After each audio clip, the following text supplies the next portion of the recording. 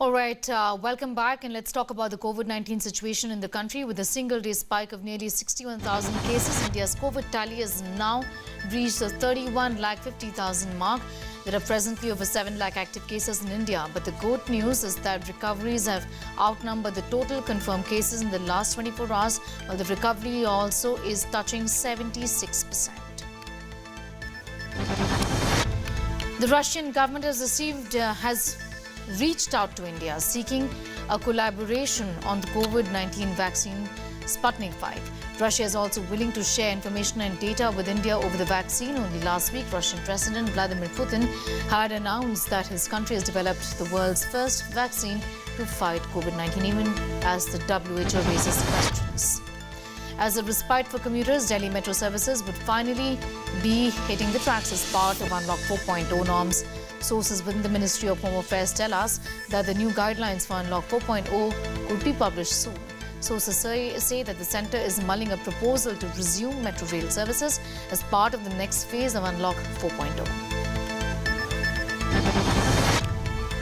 India's longest ropeway has been inaugurated in Assam. The 1.8-kilometre ropeway over Brahmaputra River connects Guwahati to North Guwahati.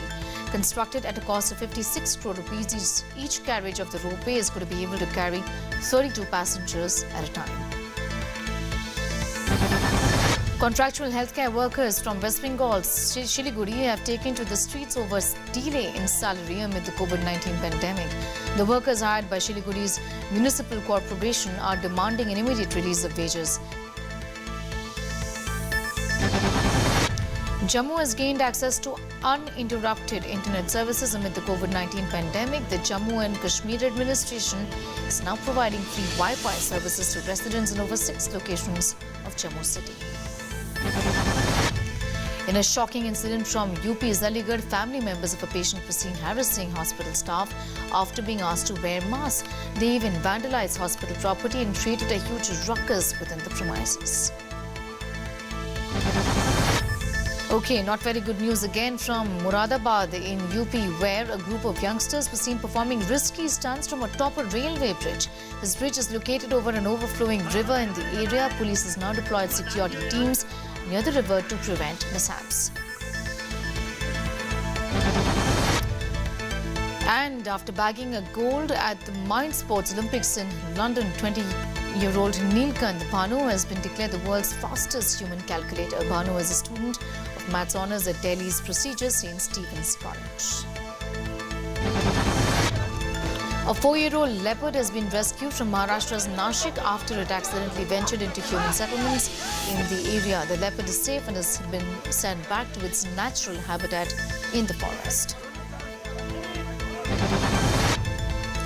Bollywood actor and philanthropist Sonu Sood has yet again come forward to help migrant workers in need. Sonu Sood has offered to provide accommodation to over 20,000 labourers in Noida thanks to his Pravasi Rozgar initiative. These workers have also been provided jobs at various garment factories in the region.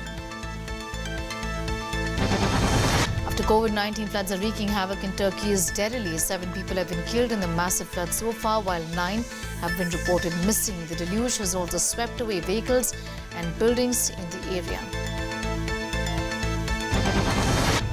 Well, organisers of the prestigious Berlin Film Festival will now stop awarding separate acting prizes to men and women from next year. Berlinale organisers will be organising gender-neutral prizes to nominees across all categories. Donald Trump has been confirmed as the presidential candidate for the Republican Party. The incumbent has told the party that they should be wary of Democrats who, according to Trump, will try and win the elections by unfair means. The 2020 US presidential polls is going to be taking place in the month of November, on the 3rd to be precise. And Trump is going to be against Democrats candidate Joe Biden. Jacob Blake, the black man who was shot at multiple times by 2 police officers in Wisconsin, is now stable and presently in an intensive care unit. An investigation is underway to determine why the cops shot Blake while he had tried to enter his car.